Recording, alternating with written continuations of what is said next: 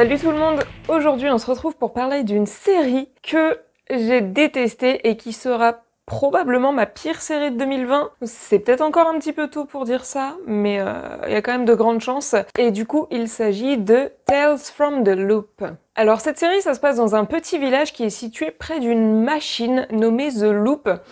Et en fait, cette machine, elle est conçue pour explorer les secrets de l'univers. Donc en théorie, on est sur une série de science-fiction, mais en théorie seulement. Parce qu'en réalité, tout n'est que mensonge finalement, et pour moi, cette série est une grosse arnaque. Alors, je sais que je vais probablement me faire détruire dans les commentaires, parce que j'ai l'impression que tout le monde aime cette série, et on y reviendra plus tard, mais je comprends pas. Vraiment, je comprends pas. Il faut savoir qu'à la base, c'est une série qui m'intéressait sincèrement, en fait. Je me suis pas forcée à regarder un truc nul que je savais qui me plairait pas juste pour me faire du mal. Donc, en lisant le synopsis pour la première fois, je me suis dit, cool, ça a l'air vraiment intéressant. Ensuite, j'ai vu la première bande-annonce et j'ai commencé à serrer les fesses. Et puis, je me suis lancée dans la série quand elle est sortie. Et là, clairement, j'ai déchanté parce qu'en fait, c'est littéralement un condensé de tout ce que je déteste. Alors il faut savoir que je l'ai quand même regardé en entier, au cas où j'arriverais à en tirer au moins un point positif, ou qu'il y ait peut-être, je sais pas, une gigantesque révélation à la fin où je me serais dit « Waouh, tous les épisodes étaient nuls, mais rien que pour ça, ça valait le coup ». Bon, clairement, ça n'a pas été le cas. C'est-à-dire que là où je m'attendais à découvrir un univers de science-fiction hyper sympa, au final, on se retrouve avec un drame familial, psychologique, contemplatif, mais couille en ski, et c'est clairement digne des pires films d'auteurs français, en fait. Et honnêtement, c'est tellement décevant, je trouve, parce que l'idée de base, elle est géniale, elle est hyper bonne. Une machine qui explore les secrets de l'univers, c'est tellement vaste, il y a tellement de trucs cool à faire avec cette idée, en fait, et au final, on se retrouve avec ce truc hyper fade. Et du coup, j'ai clairement l'impression qu'ils ont pas du tout exploité leur idée, en fait. Entre nous, moi je trouve que mettre cette série dans la catégorie science-fiction, c'est limite de la publicité mensongère. À aucun moment dans la série, on nous explique ce qu'est The Loop, donc cette fameuse machine qui explore les secrets de l'univers. On sait pas non plus vraiment à quoi ça sert, du coup. Tout ce qu'on sait, c'est qu'il y a des gens qui y travaillent et que c'est une machine qui peut faire des trucs. Et ça s'arrête là. Mais on sait pas exactement ce que ça fait comme truc. On en a quelques exemples vite faits.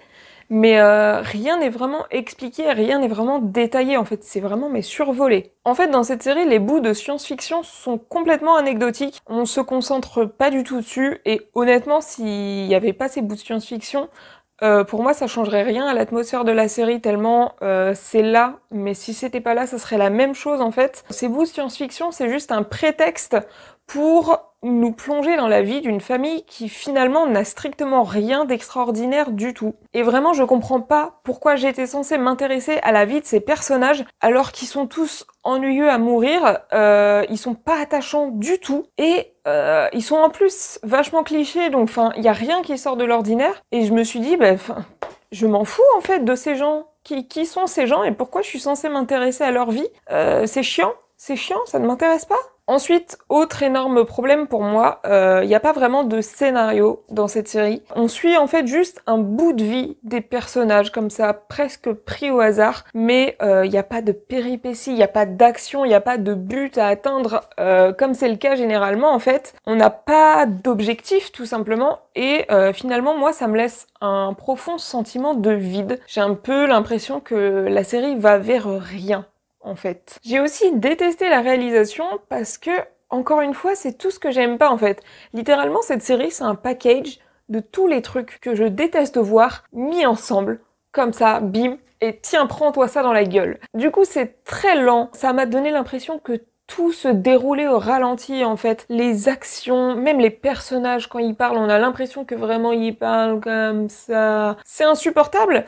Et ça donne un résultat qui est vraiment très mou, très mou du genou. Alors j'imagine que derrière ça il y a un but, je pense que l'idée c'est d'essayer d'instaurer une espèce d'ambiance mélancolique, poétique, blablabla, mais ça ne prend pas du tout sur moi. Personnellement ce genre de truc pseudo-poétique c'est vraiment non, et j'ai juste trouvé ça ennuyeux, et du coup j'ai été très heureuse d'avoir une fonction pour accélérer les épisodes sur mon lecteur de vidéos, parce que ça m'a sauvé la vie en fait, très clairement. Et du coup les épisodes durent tous presque 1 heure chacun, il y en a c'est plus 45 minutes, il y en a d'autres c'est 50, 55, mais globalement on est entre 45 minutes et 1 heure à peu près. Et honnêtement, je pense que sans toutes ces longueurs interminables, ces moments de ralenti, ces silences, les épisodes auraient pu durer 30 minutes maximum. Il y a énormément de comblage par le vide, en fait. Et donc, sur cette impression de ralenti constant,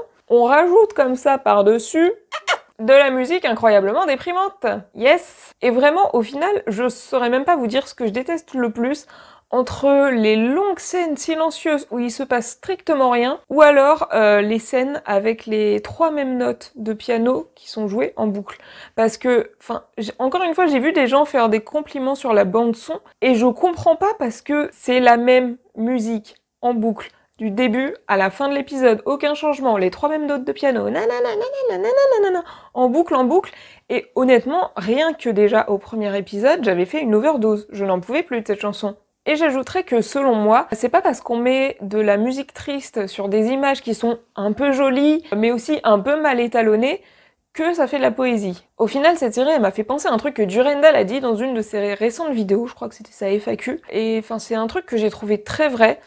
Il parlait du cinéma français, et en gros, il disait que les films français, en fait, ont tendance à filmer le quotidien, et que, globalement, le quotidien, ça le fait chier, et qu'il va pas, en fait, au cinéma pour voir ses propres expériences. Donc, non seulement je suis d'accord avec lui sur ce propos, à propos des films français, mais du coup je trouve que ça s'applique sur cette série également parce que l'idée est la même en fait. Filmer des personnages qui traversent des épreuves de la vie, et franchement, encore une fois, qu'est-ce que j'en ai à foutre ?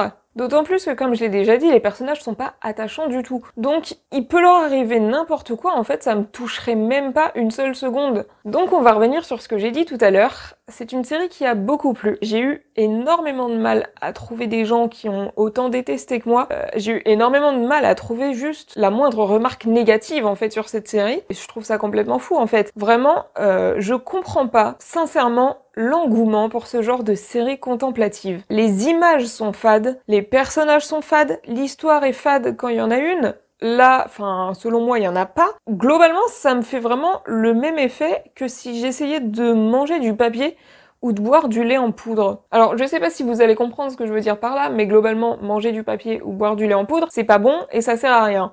Donc, ouais, ça me donne un peu ce sentiment de... Pourquoi, en fait ? J'ai l'impression d'avoir perdu 8 heures de ma vie à contempler du vide, et finalement, quand on réfléchit bien, mais c'est quand même vachement ironique pour une série dont la morale, en gros, c'est « le temps passe, il faut profiter de chaque instant, parce qu'un jour, on meurt ». Et du coup, là, est-ce que j'ai profité de chaque instant en regardant cette série ?